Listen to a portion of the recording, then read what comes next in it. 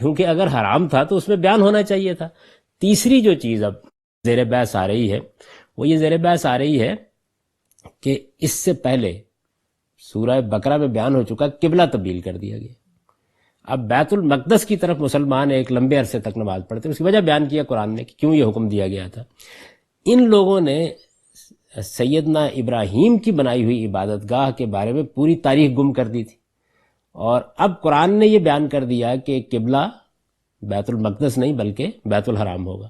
تو اس وجہ سے جو اصل تاریخ کی طرف لوٹانے کا عمل ہے وہ بھی قابل اعتراض ہو گیا کہ دیکھیے جی بات یہ ہے کہ یہ کہتے تو یہ تھے کہ یہ اصل میں ہماری ہی نبوت اور ہماری ہی کتابوں کی تصدیق کرتے ہوئے آ رہے ہیں، تو پھر آخر کیا مسئلہ تھا؟ قبلہ تو کم سے کم بیت المقدس ہی کو رہنے دیتے۔ تو اب قبلہ کا معاملہ زیر بحث آ گیا، تو فرمایا کہ انہیں قبلے کے بارے میں بھی اعتراض ہے۔ انہیں بتاؤ کہ ان اول بیت وضع للناس، کہ وہ پہلی عبادت گاہ جو لوگوں کے لیے اللہ کے حکم سے تعمیر کی گئی وہ کون سی ہے؟ للذی ببکہ، وہ یقیناً وہی ہے جو مکے میں ہے۔ یعنی یہ پہلے بتایا کہ اگر قبلے کو مقرر کرنے کے لیے کوئی ضابطہ عقل عام کی روشنی میں بنایا جائے تو تین ہی مسجدیں ہیں نا، آپ یعنی آج چاہتے ہیں کہ نماز میں نظم پیدا کرنے کے لیے کسی جگہ کو قبلہ قرار دے دیا جائے۔ یعنی ہمارے ہاں بیت اللہ کوئی معبود نہیں ہے، قبلہ ہے، یعنی ایک نشان مقرر کر دیا۔ قبلہ کا مطلب ایک نشان مقرر کر دیا کہ بھئی یہ جگہ ہے کہ جس کو تم اپنی عبادت میں اپنی نمازوں میں نظم پیدا کرنے کے لیے ادھر رخ کر لو گے۔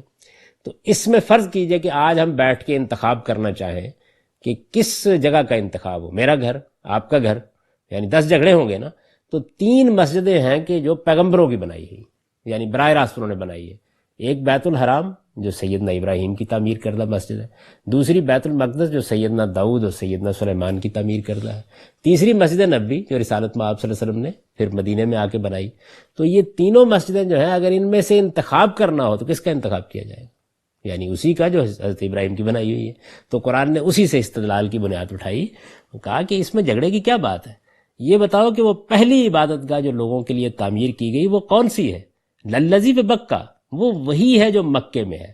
اس میں مکے کا نام بکہ لیا ہے، یعنی یہ بڑی قابل غور بات ہے کہ اس میں مکے کا نام مکہ نہیں لیا، مکے کا قدیم نام یہی ہے، یعنی بکہ ہی اس کا اصل نام تھا۔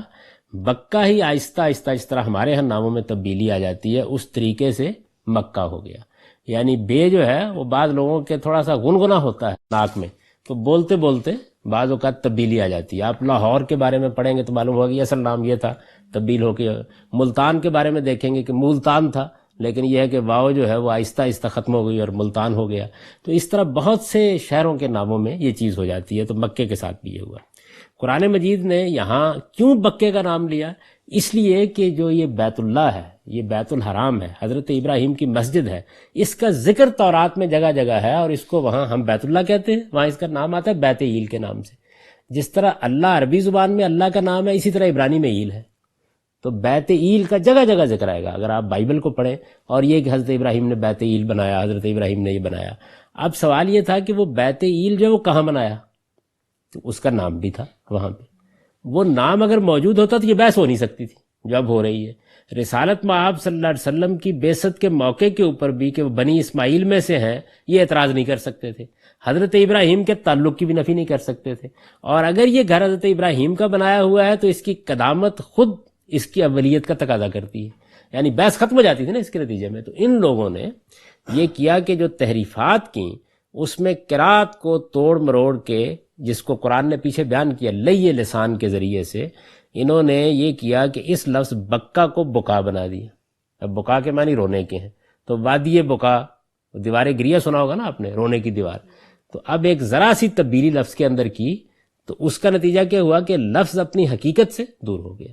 تو اس وجہ سے قرآن مجید نے یہ بتایا کہ وہ جو وادی بکا ہے اور جس کو رونے دھونے کے لیے خاص کر رکھا ہوا ہے تم نے، وہ اصل میں بکا تھا، وہ وادی بکا نہیں تھی، وہ بکا تھا، اس وجہ سے اصل نام لیا۔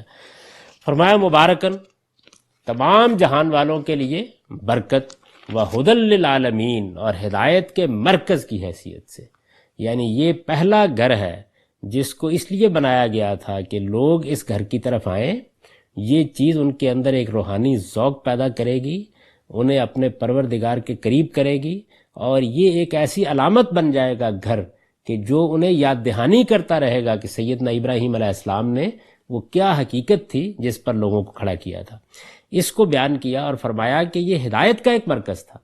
یعنی اللہ تعالیٰ نے، اس سے پہلے بھی میں عرض کر چکا ہوں لیکن ان حقائق کی یاد دہانی ضروری ہوتی ہے، ایک خاص علاقہ منتخب کیا دنیا کے بالکل وسط میں۔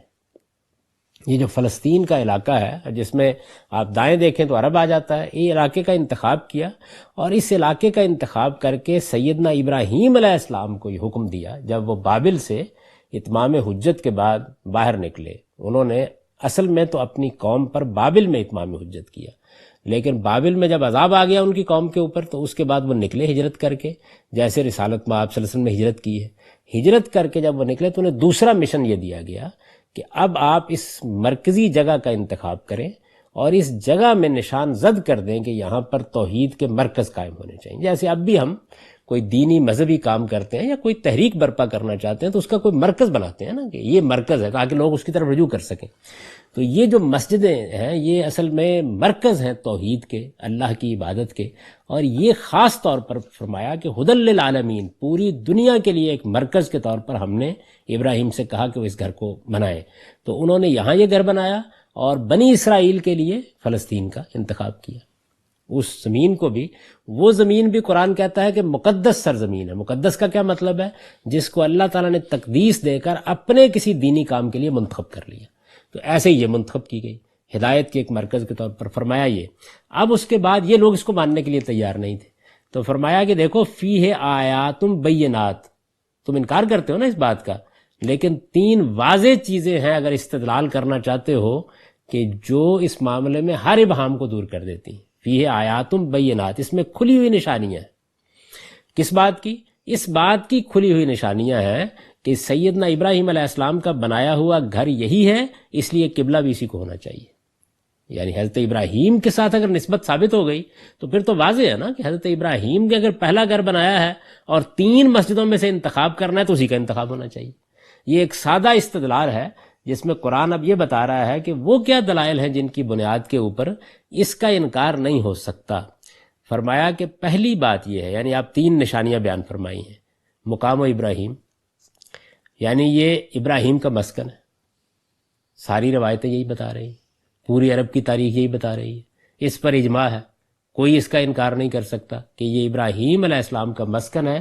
انہوں نے یہاں قیام فرمایا، اس میں اپنی اولاد کو آباد کیا۔ ومن دخلہ کان آمنا، اس کے بارے میں یہ روایت ہمیشہ سے چلی آ رہی ہے کہ جو اس حرم میں داخل ہو جائے مامون ہو جاتا ہے۔ یعنی یہ جو چیز ہے کہ یہ حرم ہے تو اس کا مامون ہونا یہ تو آج نہیں بتایا جا رہا، بلکہ عربوں کی ٹریڈیشن بھی صدیوں سے یہی چلی آ رہی ہے کہ اس گھر کو حرم قرار دیا گیا ہے، یعنی اس میں کسی کا خون نہیں بہایا جا سکتا، اس میں کسی کے خلاف اقدام نہیں کیا جا سکتا۔ مجرم بھی پناہ لے لے تو اس کے لیے بھی کچھ قاعدے ہیں کہ کیسے اسے پکڑا جائے گا۔ اس میں ایک درخت بھی اگر آپ کاٹنا چاہیں تو اس کے لیے بھی کچھ ضابطے ہیں کیسے کاٹا جا سکتا ہے، اس کا کاٹنا بھی ممنوع ہے۔ تو فرمایا کہ اس کے بارے میں یہ بات ہمیشہ سے مانی جاتی رہی ہے کہ جو اس میں داخل ہو جائے وہ مامون ہے۔ وَلِلَّهِ عَلَى النَّاسِ حِجُّ الْبَيْتِ مَنِ اسْتَطَاعَ إِلَيْهِ سَبِيلًا، اور جو لوگ وہاں تک پہنچنے کی استطاعت رکھتے ہوں ان پر ہمیشہ سے اس اللہ کے گھر کا حج فرض رہا ہے۔ یعنی سیدنا ابراہیم کا یہ مسکن ہے، یہ بات ایک بالکل تاریخی حقیقت کے طور پر واضح ہے۔ یہ حرم قرار دیا گیا ہے، مامون رہا ہے، اور جنگ و جدال کے عادی عرب بھی اس کی حیثیت کو تسلیم کرتے رہے ہیں اور ہمیشہ سے اس کو منتقل کرتے رہے ہیں اور اس کا حج کرنے کے لیے آتے رہے ہیں۔ یعنی حج کی ٹریڈیشن بھی موجود ہے۔ تو اتنی بڑی یہ جو روایت ہے جو چلی آ رہی ہے اور جس میں سیدنا ابراہیم کے مقرر کردہ مناسک کے مطابق حج، کوئی خاص تبدیلی نہیں تھی، چند چیزوں کے اندر کچھ بدعت داخل کر دی تھی، بالکل ایسے ہی حج کرتے تھے عرب جیسے ہم آج کرتے ہیں۔ تو فرمایا کہ یہ تینوں چیزیں جو ہیں یہ تو ایسی واضح ہیں کہ ان کے بعد بحث نہیں ہو سکتی کہ یہ ابراہیم کا بنایا ہوا گھر نہیں ہے۔ یہ گویا دلائل دیے ہیں تاریخ سے کہ یہ سب کچھ اجماع اور تواتر سے ثابت ہے۔ پھر تورات پڑھیں تو اس میں بھی اس کے ناقابل تردید شواہد ہیں، اور کوئی آدمی اگر تعصب کے بغیر تورات کا مطالعہ کرے تو وہ اس بنیادی حقیقت کا انکار نہیں کر سکتا کہ سیدنا ابراہیم نے جو بیت ایل جس کو تورات کہتی ہے آباد کیا تھا، بنایا تھا، وہ یہی مکے کا بیت الحرام ہے۔ تو فرمایا کہ یہ اس کی نشانیاں ہیں، یعنی جو بات ہم نے تمہیں بیان کی ہے یہ اس کی نشانیاں ہیں، اور جو اس کے بعد ممن کفر، جو اس کے بعد بھی انکار کرے، یعنی بات واضح ہو گئی، ہم نے بات واضح کر دی، اور ہر لحاظ سے دلائل کے ساتھ بتا دیا کہ یہی گھر اصل چیز ہے، تو فرمایا جو اس کے بعد بھی انکار کریں تو انہیں معلوم ہونا چاہیے کہ فَإِنَّ اللَّهَ غَنِيٌّ عَنِ الْعَالَمِينَ، اللہ تمام دنیا والوں سے بے نیاز ہے۔ یعنی جو اس کے بعد بھی